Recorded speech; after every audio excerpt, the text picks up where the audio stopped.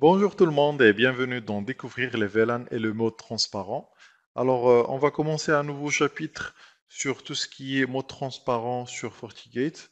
Et bien sûr, on va découvrir toutes les fonctionnalités qu'on peut avoir sur ce mode. C'est un mode qui est bon, rarement utilisé en 100% sur le FortiGate, mais il y a des gens qui créent des VDOM dédiés pour le mode transparent. Ils créent un VDOM et lors de la création du VDOM, bon, ils mettent le mode en mode transparent et ils mettent deux ou quatre interfaces là-dessus. Comme ça, ils font pas de modification au niveau de l'interface, tout ce qui est adressage et tout ça, ça sera transparent par rapport à leur réseau. Alors, du coup, par rapport à cette formation, on va voir tout ce qui est VLAN. Alors, VLAN tags, et aussi le mode de fonctionnement en mode NAT. Après, on va voir le mode de fonctionnement transparent. Et après, on va voir tout ce qui est FortiGate avec un domaine de transfert et avec multiples domaines de transfert. Et bien sûr, on va commencer notre premier lab sur ce chapitre. Alors, pour les VLAN, comme vous le savez tous, ils partagent votre réseau couche 2, réseau physique couche 2 en plusieurs réseaux logiques. Si vous avez bien sûr des switches ou même sur FortiGate, vous pouvez dédier chaque 4 ou 5 ports dans un réseau qui est logiquement partagé. Et alors, on peut mettre X nombre de LAN. C'est pour ça qu'on l'appelle virtual LAN. Alors, qu'on peut créer sur notre switch ou bien sûr sur notre FortiGate. Cette fonctionnalité-là, bien sûr, elle est supportée au niveau de FortiGate. Du coup, le FortiGate crée des VLAN ID et il peut s'intégrer avec tous les éditeurs Cisco, HP et autres sur le switching pour qu'il soit compatible avec tout ce qui est VLAN. Alors, du coup, ici, vous pouvez voir, je peux avoir trois ou quatre interfaces sur un VLAN et d'autres interfaces sur un VLAN. Et ces interfaces-là ne peuvent pas voir ces interfaces-là. C'est comme on a un switch sur quatre ports et un autre switch sur quatre ports. Du coup, on peut bien sûr faire la communication entre les deux switches, comme on peut l'isoler logiquement de ces switches qu'on crée. C'est comment on crée des switches mais qui sont virtuels. Alors, comment ça fonctionne au niveau de la trame? Alors, les VLAN tag ajoutent une extension de 4 octets sur la trame Ethernet. Alors, bien sûr, les appareils de la couche 2 peuvent ajouter ou supprimer ces tags, mais les appareils de couche 3 peuvent réécrire les tags. C'est pour ça qu'il y a le routage au niveau de 3. Alors, du coup, euh, les appareils 2, ils peuvent juste l'ajouter et supprimer les tags. Alors, ça, c'est très important à retenir. C'est pour ça que la couche 3, tout ce qui est switching couche 3, ils peuvent réécrire, c'est pour ça qu'ils font du routage. Alors, ils peuvent supprimer le tag, écrire un nouveau tag. Par contre, tout ce qui est couche 2, il peut juste supprimer ou ajouter ce tag-là.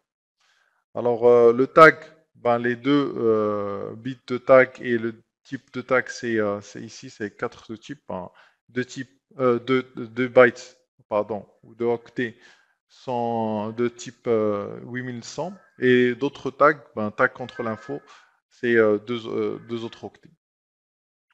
Alors, par rapport au mode de fonctionnement, ça, c'était juste un rappel par rapport au VLAN, comment ça marche et tout ça.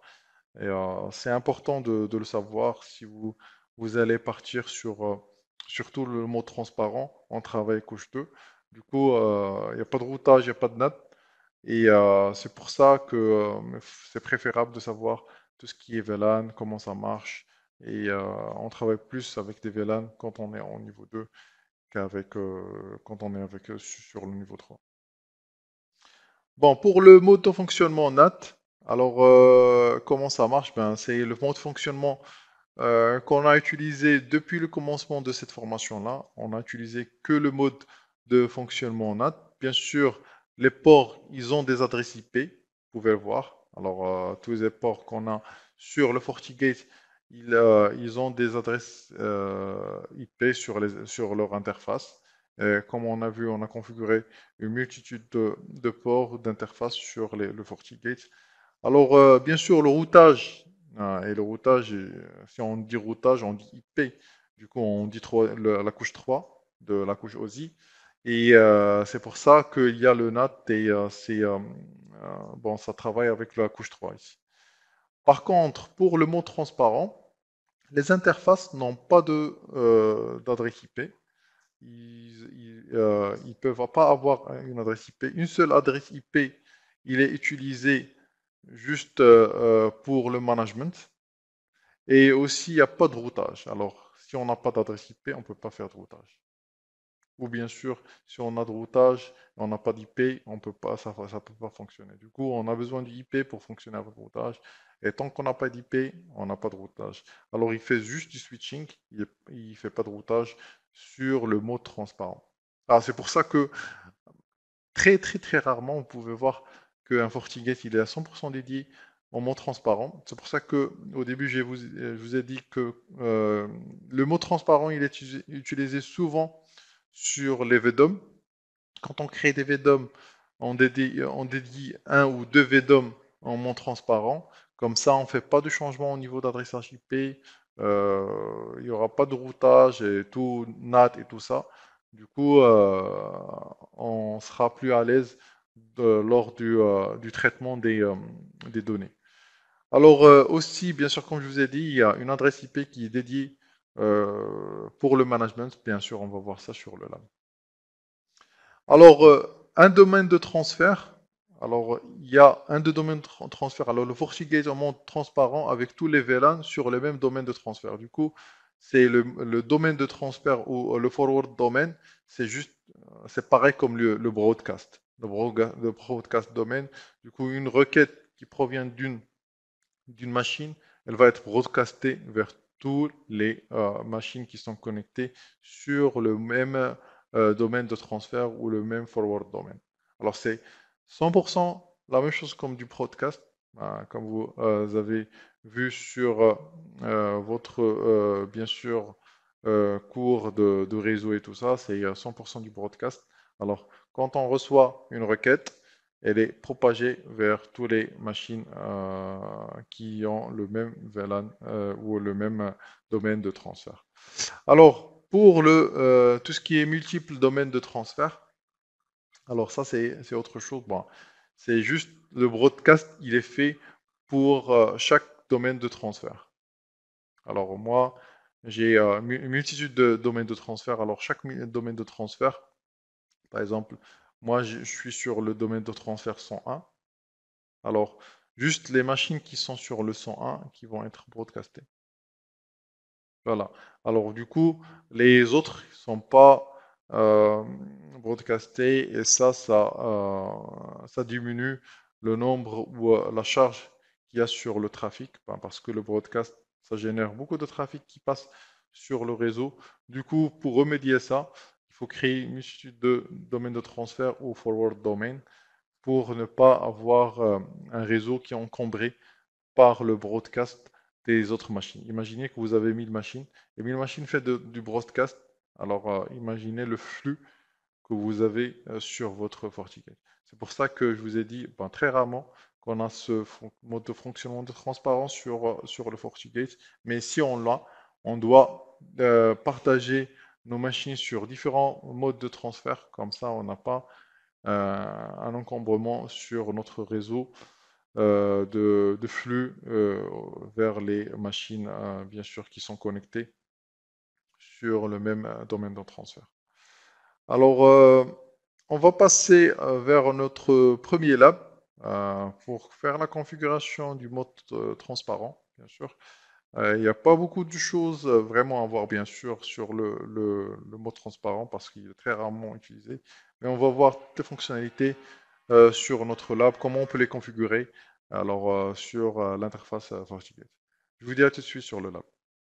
Bon, voilà, je me suis connecté sur mon ECXI. Je vais partir sur mon AD Calandre et je vais me loguer sur mon FortiGate, comme d'habitude. Oups, comme d'habitude, je pars trop vite sur le clavier. Voilà. Alors, du coup, avant que je migre vers le mode transparent, là, je vais juste vous montrer qu'il y a ici les routages statiques. Bon, il y a pas mal d'onglets qu'on va plus voir sur notre machine. Alors, vous pouvez voir ici le VPN aussi. Il y a beaucoup d'onglets qu'on va plus voir. Du coup, on va basculer en mode CLI sur notre mode transparent. Alors, ça sera le config system setting. Voilà. Alors, autre chose, avant que je passe sur ça, alors vous pouvez voir si je pars sur system settings, des fois il y a des fonctionnalités qui sont pas activées au mode graphique. Ben, il faut l'activer au mode CLI. Bien sûr, vous allez voir quand je vais activer ça, j'aurai la fonctionnalité de basculer entre les modes de transparent et NAT. Alors là, j'ai pas de grand chose pour basculer, hein. Alors, c'est pour ça que je suis parti en mode CLI. Alors, ça sera config system settings. Voilà, je vais rentrer sur settings et je vais mettre set op mode et j'ai que deux modes, NAT et transparent. Alors, je vais basculer sur le mode transparent. Voilà. Et après, je dois vraiment mentionner mon adresse IP de management. Alors, ça sera manage IP et ça sera la même que j'utilise maintenant. Alors, ça sera 192.168.1.99 et slash 24. Alors, juste pour information, c'est que l'interface de management, ben, cette interface-là, elle est automatiquement appliquée sur le port 1 de FortiGate. Du coup, si vous faites la configuration, vous devez savoir que c'est appliqué sur le port 1 du FortiGate. Bien sûr, si votre LAN il est connecté sur un port à part le port 1, alors vaut mieux vous brancher ou mettre une machine sur ce port-là pour avoir la main sur le management. Voilà, alors j'applique et je sors pour que ça soit pris en charge. Ça va prendre un peu de temps pour que ça prenne en charge. Voilà. Alors, changing to TP mode. Et ici, je vais fermer cette page-là. Et je vais actualiser la page suivante. Actuelle, pardon. Voilà, alors j'ai activé la page suivante. Alors, vous pouvez voir l'onglet VPN, il a disparu. Ouais, il n'y a plus de VPN au mode transparent. Comme on a dit sur la première formation, on a fait la comparaison entre les deux modes. Qu'est-ce qu'on a, qu'est-ce qu'on n'a pas sur chaque mode. Et aussi, vous pouvez voir ici, on peut pas, il y a pas grand-chose par rapport à pardon, par rapport au mode NAT. Alors, sur l'interface, si on accède, on n'a pas la main pour configurer une adresse IP. Du coup, c'est juste pour le management et tout ça. Et l'accès sur l'interface graphique et tout. Mais vous pouvez voir, il n'y a pas d'adresse IP.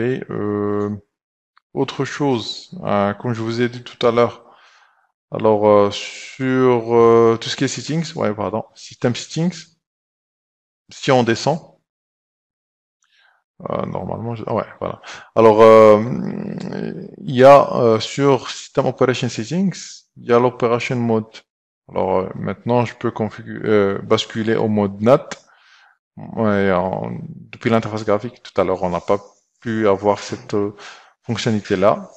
Du coup, des fois, il faut basculer au mode CLI pour pouvoir bien sûr appliquer une configuration ou activer quelque chose sur l'interface. Voilà, alors ça c'était par rapport à l'activation, tout ce qui est system settings. Ben, on est en train juste de découvrir le mode transparent, ben, les fonctionnalités qu'il y a. Autre chose sur l'IP policy. Alors, vous pouvez voir, il n'y a plus l'IP policy que qu'on avait tout à l'heure. Alors, on peut ici créer, bien sûr, on va le faire sur le deuxième lab, mais on peut créer ici des virtual wire pairs. Et on va en parler de quoi le virtual, c'est quoi le virtual wire pair, ça sert à quoi. Et ici, vous pouvez voir, vous pouvez créer des règles euh, de sécurité ou de firewalling, mais il n'a pas hérité tout ce qui est sur le NAT, hein. C'est juste carrément une autre configuration qu'il y a sur ce mode-là. Maintenant, on va créer un VLAN. Ben, on a vu tout ce qui est VLAN et bien sûr, on doit appliquer ça. Alors, on va créer un VLAN qu'on va appeler, ben, tiens, VLAN 1 ou 01 ou 101, ou je sais pas. Voilà, alors ici, c'est le type, ça sera VLAN, le port, ça sera port 1, et le VLAN ID, ce sera, on va mettre 101. Comme on a mis ici 101, on met le 101. Et bien sûr, on crée le VLAN. Voilà. Alors, vous pouvez voir que sur le port 1, il y a le VLAN 1, et je peux accéder à partir de ça. Alors, bien sûr, sur l'interface 2, ben, si on veut ajouter un autre VLAN, bien sûr, on peut l'appliquer. On peut créer un autre VLAN. Voilà. Et bien sûr, définir autant de VLAN qu'on veut, avec autant d'interfaces qu'on veut mettre là-dessus. Alors, VLAN, et on veut mettre VLAN 2, port 2, voilà. Et on va mettre ici 101. On peut créer un 102, pardon, et mettre le port 2 sur un autre VLAN. Voilà. On peut créer autant de VLAN qu'on veut, bien sûr, sur le FortiGate. Bon, voilà, c'était par rapport au premier lab de ce qui est transparent mode, et on va partir sur d'autres labs sur les prochaines vidéos. Je vous dis à la prochaine vidéo, et à très bientôt. Merci.